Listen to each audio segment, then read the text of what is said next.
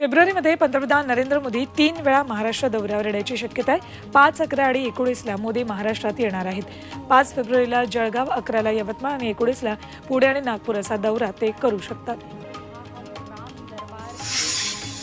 आरबीआयचे माजी गव्हर्नर रघुराम राजन यांनी मातोश्रीवर जाऊन उद्धव ठाकरे यांची भेट घेतली. रघुराम राजन आणि उद्धव ठाकरेंच्या भेटीचं कारण मात्र अस्पष्ट आहे. या भेटीने आता राजकीय वर्तुळात चर्चांना उधाण आले. डोंबिवलीत शिवसेना उद्धव ठाकरे गटानं बॅनरबाजी करून नागरिकांचं लक्ष वेधून घेतलंय. बॅनरबाजीमधून ठाकरे गटानं मतदार राजाला आवाहन केले.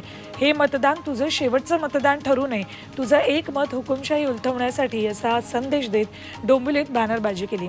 शहरात लागलेले बॅनर सध्या नागरिकांचं लक्ष वेधून घेत आहेत. कुणबी दाखले देण्यासंदर्भातल्या नव्या जी-आरच्या अंमलबजावणीसाठी मनोज जरांगेंनी सरकारला नवा अल्टिमेटम दिलाय. आजच नवा जी-आर लागू करा, अन्यथा 10 फेब्रुवारीपासून बेमुदत उपोषणाचा इशारा जरांगेंनी दिलाय. जरांगे रायगडावर छत्रपती शिवरायांना अभिवादन करण्यासाठी गेले होते. त्यावेळी त्यांनी घेतलेल्या पत्रकार परिषदेत सरकारला नवा अल्टिमेटम दिलाय.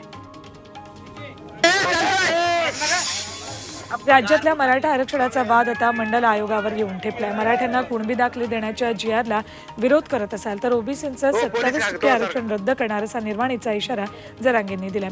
मंडल आयोगाच्या अहवालालाच आव्हान देणार असल्याचं त्यांनी सांगितलं.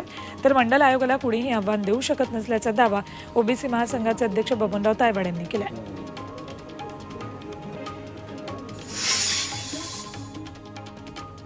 आपली शपथ पूर्ण करण्यासाठी मुख्यमंत्री एकनाथ शिंदेंनी ओबीसींना पायदळी तुडवलं अशी जोरदार टीका विरोधी पक्षनेते विजय वडेट्टीवार यांनी केली. मुख्यमंत्र्यांनी कॅबिनेटमध्ये चर्चा न करता जी-आर काढला. सरकारमध्ये श्रेयवादाची लढाई सुरू आहे असंही ते म्हणालेत. ओबीसींवरील अन्यायाविरोधात येत्या 5 फेब्रुवारीपासून ओबीसी नेते चैत्यभूमीपासून शक्ती प्रदर्शन सुरू करणार आहेत.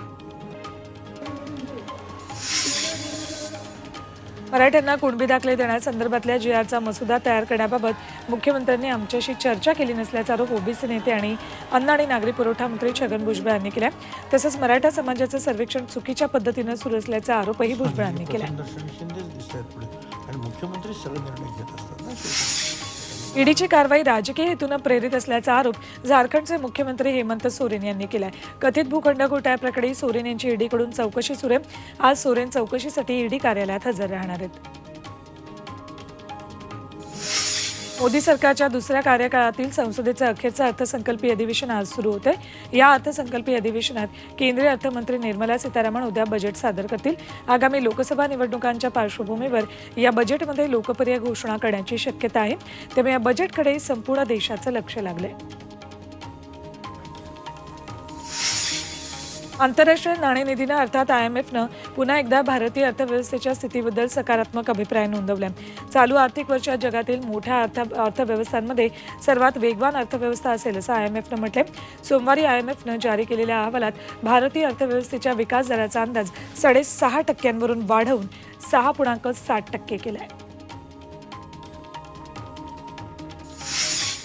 ठाण्यात 24 तास पाणीपुरवठा बंद राहणार आहे. उद्या रात्री 12 ते 2 फेब्रुवारीला रात्री 12 पर्यंत पाणीपुरवठा बंद असेल.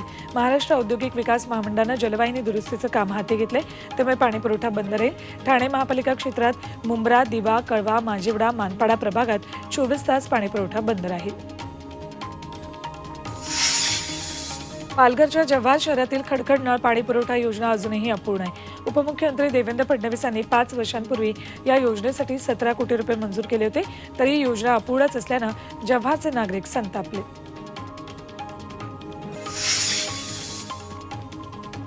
संभाजीनगर नवीन पाणीपुरवठा योजनेसाठी राज्य शासनानं महापालिकेला 1068 कोटींचा निधी दिलाय. तेव्हा मार्च 2024 पर्यंत योजनेसाठी निधीची कमतरता भासणार नाही. आतापर्यंत झालेल्या कामाचं बिल देण्यासाठी मनपानं शासनाकडे 811 कोटींची मागणी केली होती. त्या तुलनेत राज्यानं 200 कोटी अतिरिक्त निधी दिलाय.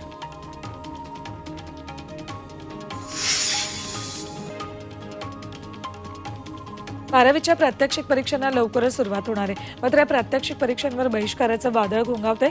महाराष्ट्र राज्य शिक्षण संस्था संचालक महामंडळानं 12वीच्या प्रात्यक्षिक परीक्षांवर बहिष्कार घातलाय आणि या परीक्षांसाठीचं साहित्य बोर्डाकडून घेण्यास आणि प्रात्यक्षिक परीक्षांसाठी सहकार्य करण्यास नकार दिलाय. त्यामुळे विद्यार्थी अडचणीत आलेत.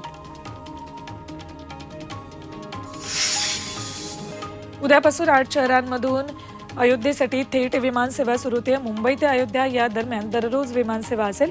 भाविकांच्या आणि व्यावसायिकांच्या सेवेसाठी केंद्रीय नागरी उड्डाण मंत्रालयानं महत्त्वाचा निर्णय घेतला आहे. फास्टॅगचं केवायसी डिटेल्स अपडेट करायला 31 जानेवारीपर्यंतची मुदत दिली आहे. केवायसी अपडेट न केल्यास 1 फेब्रुवारीपासून फास्टॅग ब्लॅकलिस्ट होईल अशी माहिती नॅशनल हायवे ऑथॉरिटी ऑफ इंडियानं दिली आहे. तसंच जोवर केवायसी अपडेट होत नाही तोवर फास्टॅगनं टोल भरता येणार नाही.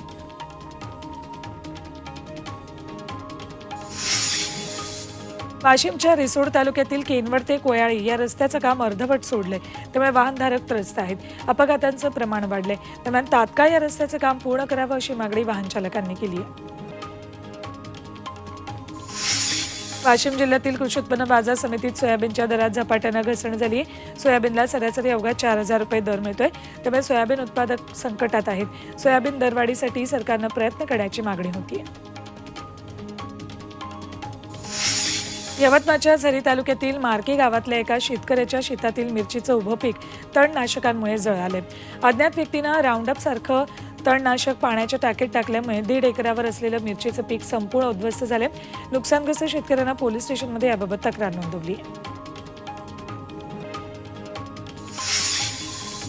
एपीएमसी फळ बाजारात हापूस आंब्याची मोठी आवक झाली. हापूस आंब्याच्या तब्बल 350 पेट्या दाखल झाल्यात. या पेटीचा दर साधारण 7 ते 12 हजारांपर्यंत आहे. जानेवारीमध्ये पहिल्यांदाच एवढी आवक झाल्याचं व्यापाऱ्यांनी सांगितले. मात्र एप्रिलमध्ये ही आवक कमी असेल असाही अंदाज व्यापाऱ्यांनी वर्तवलाय. साताऱ्यातील वाईमध्ये फुलेनगर इथे चक्क पांढऱ्या स्ट्रॉबेरीचं उत्पादन घेतलंय. प्रयोगशील शेतकरी उमेश खामकर यांनी अर्ध्या एकरात पांढऱ्या स्ट्रॉबेरीची लागवड केली. या स्ट्रॉबेरीला 1,000 ते 1,500 रुपये किलो भाव मिळतो. देशातला हा पहिलाच प्रयोग असून फ्लोरिडा पर्ल जातीच्या स्ट्रॉबेरीचं हे पीक आहे.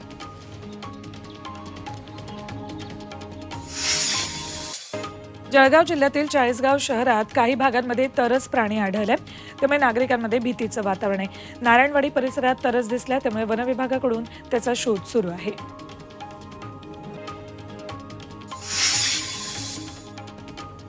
यवतमाळच्या वणीमध्ये नगरवाला कापूस जिनिंगमध्ये भीषण आग लागली. यात शेकडो क्विंटल कापूस जळून खाक झालाय. नगरपालिकेच्या अग्निशमन दलानं ही आग विझवली. वाहनाच्या सायलेन्सरमधून निघालेल्या ठिणगीमुळे ही आग लागल्याचा प्राथमिक अंदाज वर्तवण्यात आला. जिनिंग मिलमध्ये अग्निशमन यंत्रणा नसल्याचं या घटनेतून उघड झाले.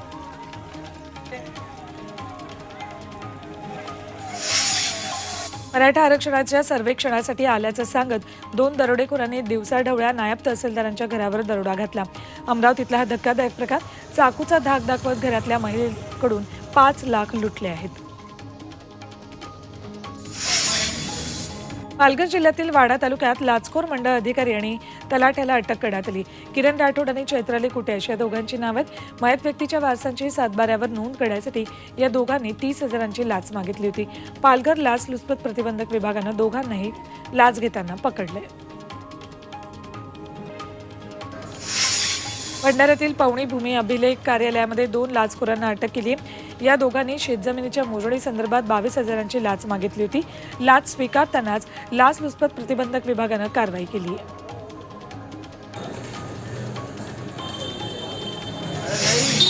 मध्य प्रदेशातून जळगावकडे येणारा 62 लाखांचा गुटखा पोलिसांनी पकडलाय. पोलिसांनी गुप्त माहितीच्या आधारे चोपडा शिरपूर रस्त्यावर ट्रकची तपासणी केली. गुटख्याची 75 पोती त्यात सापडली. या प्रकरणी 3घांवर गुन्हा दाखल केलाय. पालघरमध्ये दापचारी दुग्ध प्रकल्पातील करारावर देण्यात आलेली जमीन पुन्हा घेण्याच्या हालचाली सरकारकडून सुरू झाल्या आहेत. 50 वर्षांहून अधिक काळ प्रकल्पात राहणाऱ्या कुटुंबांना घर खाली करण्याच्या नोटिशीनंतर आता प्रकल्पातील 100पेक्षा अधिक घरांचा वीजपुरवठा खंडित केलाय. त्यामुळे रहिवासी चिंतित आहेत. विविध धार्मिक सणांवर ध्वनी मर्यादेचं उल्लंघन होत असल्याबाबत औरंगाबाद खंडपीठानं खेद व्यक्त केलाय. ध्वनी मर्यादा ओलांडण्याच्या किती प्रकरणांमध्ये कारवाई केली याचा अहवाल 2 आठवड्यात सादर करण्याचे आदेश खंडपीठानं महापालिका पोलीस आणि प्रदूषण नियामक मंडळाला दिले आहेत. उत्तर भारत थंडीनं गारठलाय. दिल्लीतील पारा 10 अंशांवर गेलाय. दिल्ली एनसीआरसह उत्तर भारतातील अनेक भागात दाट धुकं कायम आहे. प्रदूषणामुळे त्यात आणखी भर पडली. त्यामुळे दिल्लीत दृश्यमानता शून्यावर गेली. याचा फटका रेल्वे, रस्ते आणि हवाई वाहतुकीला बसलाय.